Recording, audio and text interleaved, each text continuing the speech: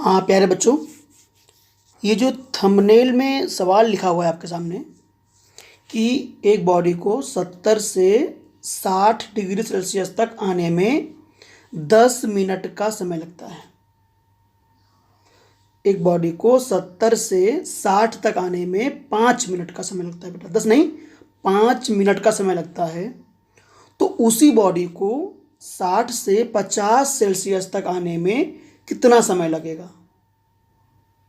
ये जो क्वेश्चन है ग्रुप एक्स के एग्ज़ाम के लिए बहुत इंपॉर्टेंट है, बहुत ही ज़्यादा इम्पॉर्टेंट सवाल है ये।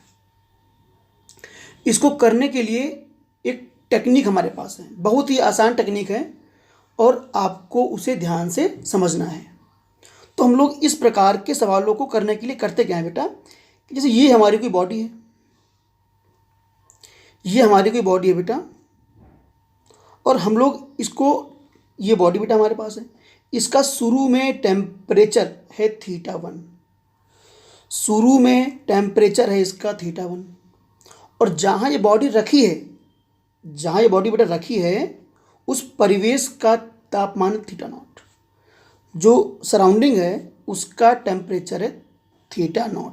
अब बेटा क्या हुआ कि कुछ समय t में इस बॉडी का टेम्परेचर θ1 से बदल के θ2 हो गया। सराउंडिंग का अपना टेम्परेचर सेम है θ0।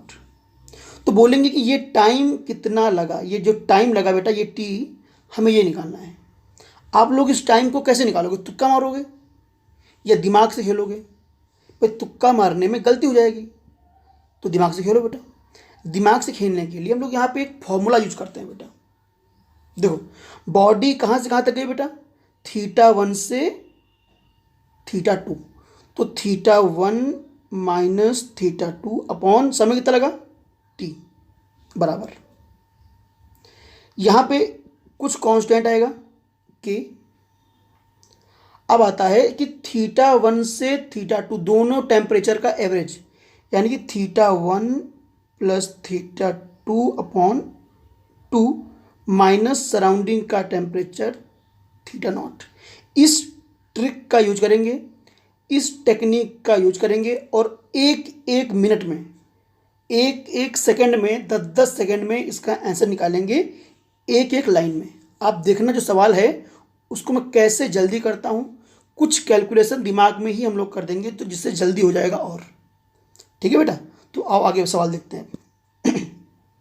सवाल ये है कि बॉडी हमारे पास बेटा है शुरू में 70 डिग्री सेल्सियस पे, इसको 60 तक आने में, 70 से 60 तक आने में अगर 5 मिनट लगते हैं तो बोले गए हैं कि 60 से 50 तक पहुंचने में कितना समय लगेगा। 60 से 50 तक पहुंचने में कितना समय लगेगा ये हमें पता करना है। तो बच्चों वही अपना फॉर्मूला, पहले हम लोग इस सेट के लिए काम करते हैं। 70 माइनस 60 यानी कि 10 अपॉन समय लगा 5 मिनट का बेटा, के टाइम थीटा एवरेज, 70 प्लस 60 का एवरेज आएगा 35। 70 और 60 कितना होता है बेटा, 130 है ना। हाँ तो ये आएगा 65 आएगा, 65 माइनस सराउंडिंग का था 30। तो यहाँ से के की वैल्यू क्या मिलेगी बोलो जरा बेटा, यहाँ से के की वैल्यू आपको मिलनी चाहिए कितनी आएगी बेटा जल्दी बोलो 2/35, ये आएगी के की वैल्यू 2/35। अब इस के की वैल्यू को बेटा अगले सेट में यूज करेंगे, अगले सेट में इसे यूज करेंगे। यहाँ पे बेटा देखो बॉडी कहाँ से कहाँ गई, 60 से 50 गई है ना, तो 60 माइनस 50, 60 माइनस 50 यानी 10 हो गया। फिर से हमें ये टाइम निकालना है, बराबर के का वैल्यू क्या हो गया बेटा 2/35। अब यहाँ पे कितना आएगा थीटा, यहाँ पे कितना आएगा बेटा थीटा एवरेज, यानी कि 60 और 50 का एवरेज 55 माइनस 30 यानी कि 25। ऐसे जल्दी करो बेटा, तो यहाँ से t का वैल्यू आएगा 7 मिनट। देखो बच्चा कई बार सोचता है कि सेम टाइम लगेगा क्योंकि टेम्परेचर तो सेम घट रहा है, नहीं बेटा यहाँ पे टाइम ज़्यादा लगेगा, पहले वाले से ज़्यादा टाइम लगेगा। समझ में आ गया? बढ़िया। अब बच्चों यहाँ पे सवाल अगला ये है कि एक बॉडी को 60 डिग्री सेल्सियस से 50 डिग्री सेल्सियस तक पहुँचने में 10 मिनट का समय लगता है। 60 डिग्री सेल्सियस से 50 सेल्सियस तक पहुँचने में 10 मिनट का समय लगता है। तो उसी बॉडी को अगले 10 मिनट में 50 से आगे कितना टेम्परेचर बचेगा।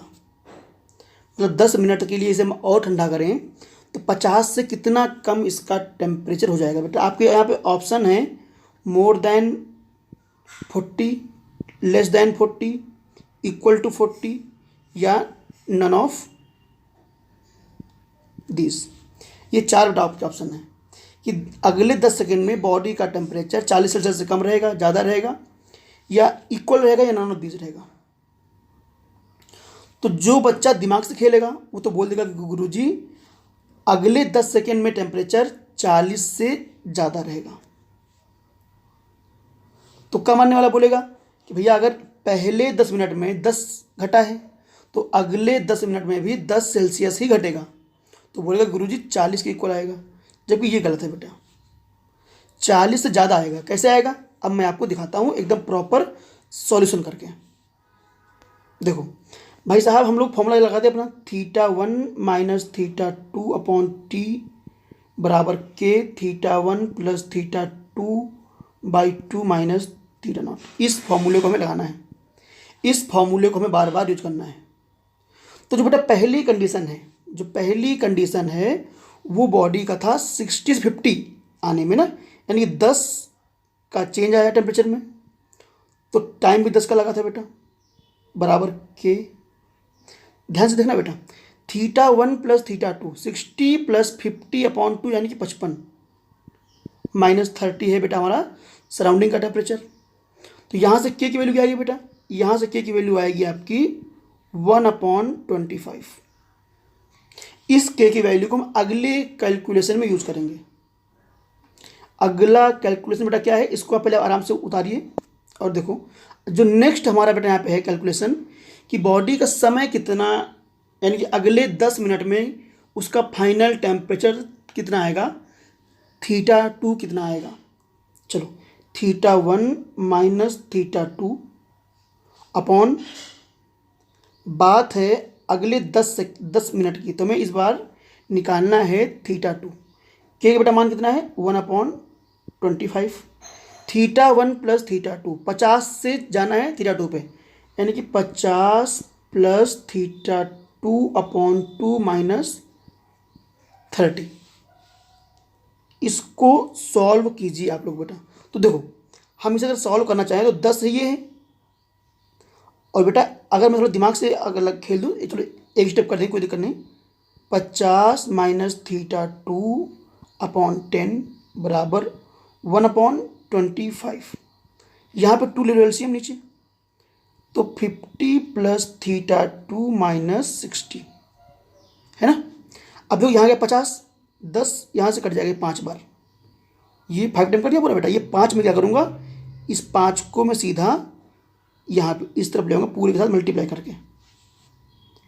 मैथ है, आप लोग बच्चे बहुत अच्छे हो, जल्दी कर दोगे। तो हम लोग यहाँ पे क्या करेंगे बेटा, आप देखो, तो इसको मैं थोड़ा जल्दी करता हूँ। पहले आप लोग इसको बेटा उतार लीजिए। अब नेक्स्ट स्टेप बेटा ये बन जाएगा 250 minus 5θ2 is equal to 50 plus θ2 minus 60। अब बेटा क्या करो, यहाँ पे चलो इन दोनों को सॉल्व कर लो, तो यहाँ पे आएगा -10 बेटा, आएगा ना -10। इस -10 को इस तरफ भेज दो, तो यहाँ पे आएगा 260 हो जाएगा पूरा। इसको भेज दो, 5θ2 को भेज दो बेटा लेफ्ट साइड में, राइट साइड में, तो यहाँ माइनस, यहाँ हो जाएगा 6θ2। तो यहाँ से θ2 का आंसर क्या आएगा, ये 260/6, 260/6। ये तो 40 से ज़्यादा है, 40 से ज़्यादा, और ये कितना आएगा नियरली 6 4 जा 24, 6 4 जा 24, और 2 बेटा करी कट जाएगा तो 18, 36 18 ना, तो ये 43 के आसपास जाएगा, तो 40 से ज़्यादा आएगा। समझ में आ गया। ठीक है बच्चों, जय हिंद।